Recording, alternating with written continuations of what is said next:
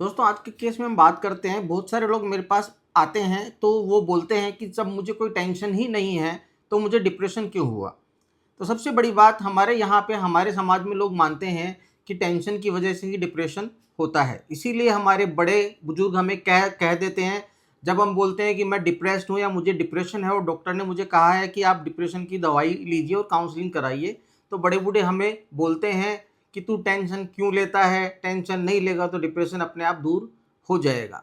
तो दोस्तों मैं आपको बता दूं, डिप्रेशन 4 तरीके का होता है, जिसमें 2 मुख्य तरीके हैं। एक है साइकोलॉजिकल डिप्रेशन, एक होता है बायोलॉजिकल डिप्रेशन। तो जो साइकोलॉजिकल डिप्रेशन है दोस्तों, वो तनाव की वजह से हो सकता है। तनाव की वजह से हमारा दिमाग जो है वो नेगेटिव एटीट्यूड में जाता है। नेगेटिव एटीट्यूड में जाता है तो हमारे ब्रेन के अंदर कोर्टिसोल वगैरह रिलीज होते हैं, जो कि इनडायरेक्टली हमारे सेरोटोनिन लेवल को कम करते हैं और इंसान डिप्रेशन में जा सकता है। सेम इसी तरीके से सेरोटोनिन और किसी प्रकार से भी कम हो सकता है। जैसे सेरोटोनिन का बनना ही कम हो जाए, या सेरोटोनिन की खपत बढ़ जाए, या सेरोटोनिन बॉडी में है लेकिन वो काम करना बंद कर दे। इसे बोलते हैं बायोलॉजिकल डिप्रेशन।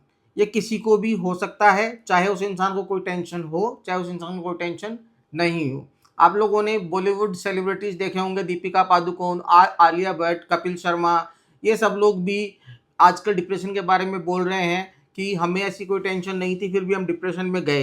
लेकिन ये सब लोग एक्सेप्ट कर रहे हैं कि हमने सहायता मांगने में देरी नहीं की, हम डॉक्टर के पास गए और इसीलिए आज शायद हम लोग ठीक काम कर रहे हैं। तो दोस्तों डिप्रेशन केवल टेंशन से हो ये ज़रूरी नहीं है।